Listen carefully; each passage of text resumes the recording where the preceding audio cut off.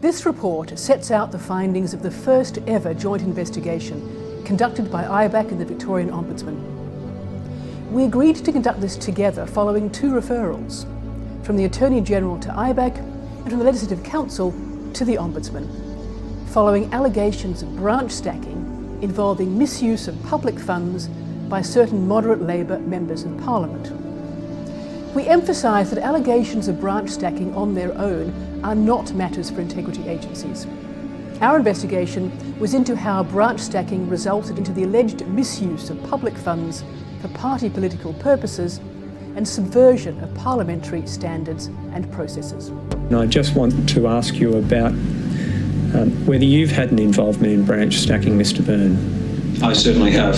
It's the fact that you did pay for other people's memberships. Yes, I did.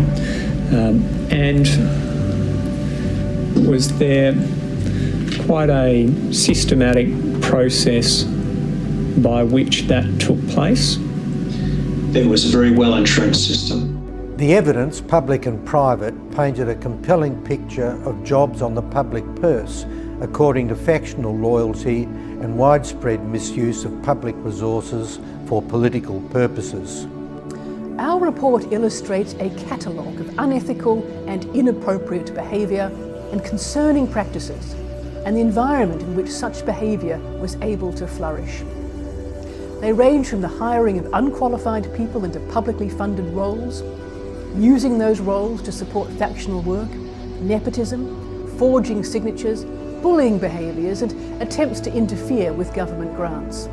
It was generally accepted in evidence that the culture allowing branch stacking to continue for so long gave rise to the real risk of corruption.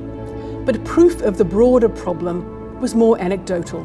Did you ever consider that this branch stacking culture could be viewed or should be viewed as part of the discharge of your public duties? As we discussed before, I got initiated into this culture, and it was all sort of intertwined. The evidence of branch stacking was not limited to one faction, but the evidence of misconduct only concerned the moderate Labor faction of the ALP. We had no specific evidence that allowed us to determine the extent of misuse by any other faction or make further findings of misconduct. We concluded that two members of Parliament breached one or more elements of the Ministerial Code of Conduct and the Member of Parliament's Code of Conduct. While we saw the evidence of disturbing practices engaged in by staff, most of who knew what they were doing was wrong, primary responsibility rests with the Members of Parliament for whom they worked and their factional leaders. The unethical culture that was such a feature of this investigation, whether as an explanation or excuse for bad conduct, lies at its heart.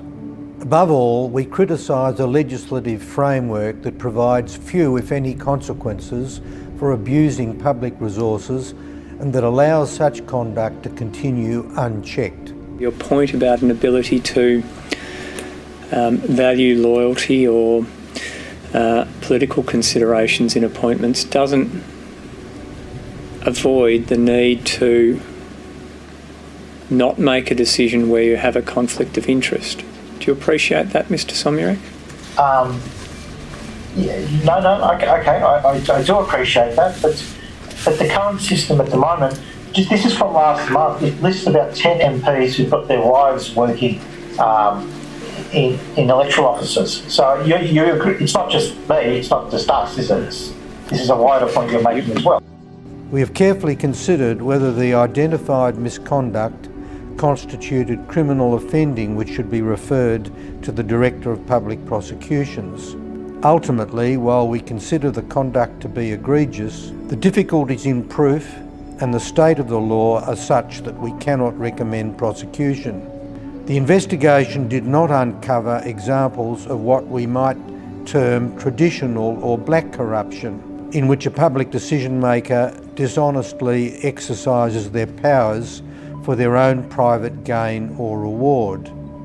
The investigation was firmly within the zone of grey or soft corruption, in which decisions are made and rules are broken or bent for the benefit of a decision maker's friends, political organisations or networks.